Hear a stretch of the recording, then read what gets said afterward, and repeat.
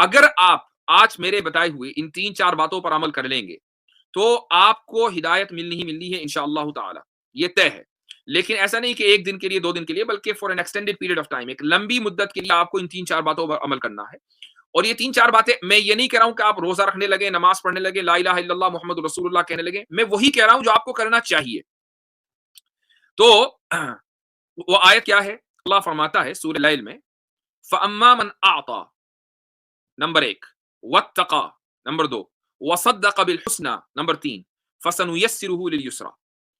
وہ شخص جو دیتا ہے، اعطا، واتقا، اور ڈرتا ہے، اور بھلائی کو سچ مانتا ہے، وصدق بالحسنى، تو ہم اس کے لیے آسانی کا راستہ آسان کر دیتے ہیں، بھلائی کا راستہ آسان کر دیتے ہیں۔ فَسَنُيَسِّرُهُ لِلْيُسْرَى۔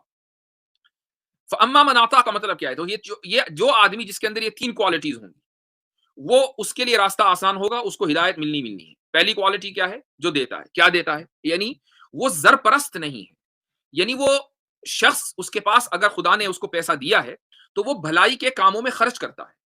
ایک ہے اپنے اوپر خرچ کرنا، اپنے اوپر تو ساری دنیا خرچ کرتی ہے، اپنی فیملی پر ساری دنیا خرچ کرتی ہے، میں بات کر رہا ہوں بھلائی کے کاموں میں۔ مثال کے طور پر آپ کے دروازے کے اوپر کوئی بھکاری آیا، آپ کو معلوم ہے کہ یہ آدمی بھوکا ہے، اس کے پاس پیسے نہیں ہے، سردی میں ٹٹر رہا ہے، آپ نے اس کو اپنی جیب سے پیسے نکال کر دیے، اس کا مطلب یہ کہ آپ نے بھلائی کے کاموں میں خرچ کیا۔ اٹ ڈزنٹ میٹر کہ وہ مسلمان ہے کہ غیر مسلم ہے، وہ ایک انسان ہے، اور ایک انسان ضرورت مند ہو سکتا ہے۔ آپ اس سے فرق نہیں پڑتا کہ آپ مسلمان ہیں یا غیر مسلم ہیں۔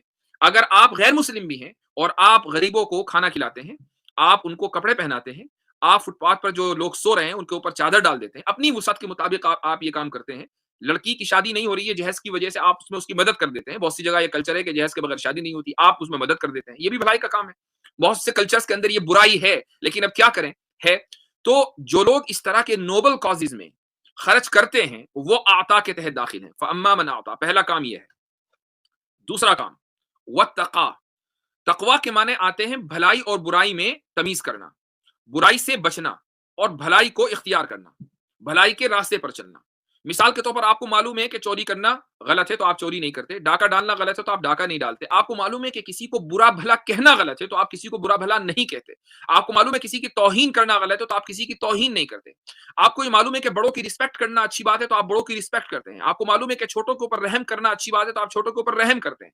یہ چند میں نے مثالیں دے دی ہیں، بہت ساری مثالیں ہیں۔ تو جو آدمی بھلائی کو، جس کو بھی بھلائی آپ سمجھتے ہیں، یونیورسلی جس کو بھلائی سمجھا جاتا ہے، آپ نہیں، یونیورسلی جس کو بھلائی سمجھاتا ہے آپ اس بھلائی کو اختیار کرتے ہیں، اور یونیورسلی جس کو برائی سمجھا جاتا ہے آپ اس برائی سے رکتے ہیں۔ چاہے آپ پبلک لائف میں ہو یا پرائیویٹ لائف میں ہو، آپ اپنے بیڈ روم میں کیوں نہ ہو، آپ اس برائی سے رکیں گے اور بھلائی کو اختیار کریں گے۔ یہ ہے واتقا۔ اور اس کے بعد ہے وصدق بالحسنى، اس کے بعد ہے، جی ہاں، وصدق بالحسنى، یعنی جو بھلائی کو سچ مان لے۔ مثال کے طور پر آپ نے کوئی ویڈیو دیکھی اور ویڈیو میں آپ کو لگا کہ بھئی یہ بندہ بالکل صحیح بات کر رہا ہے اور میرے پاس اس کا کوئی توڑ نہیں ہے۔ آپ نے اس کا اپنے مذہبی کتابوں کا مطالعہ کرنا شروع کیا، آپ نے وید بھی پڑھ لی، یا آپ نے گیتا بھی پڑھ لی، یا آپ نے بائبل پڑھ لی، یا آپ نے تورا پڑھ لی، جس مذہب سے بھی آپ تعلق رکھتے ہو، لیکن آپ کو اس کا کوئی توڑ نہیں ملا۔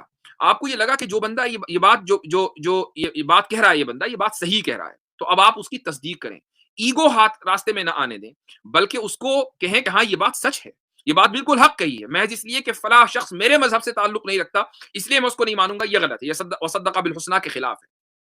تو آپ میں اگر یہ 3 کوالٹیز ہیں کہ آپ اچھے کاموں میں دیتے ہیں، مال خرچ کرتے ہیں، آپ بھلائی کو اختیار کرتے ہیں، برائی سے رک جاتے ہیں، تیسری چیز یہ ہے کہ حق قبول کرنے کا گٹس آپ کے اندر ہیں، حق قبول کرنے کی جرت آپ کے اندر ہے، تو اب ہم ہدایت دیں گے، فَسَنُيَسِّرُهُ لِلْيُسْرَى، ہم اس بھلائی کے راستے کو آسان کر دیں گے۔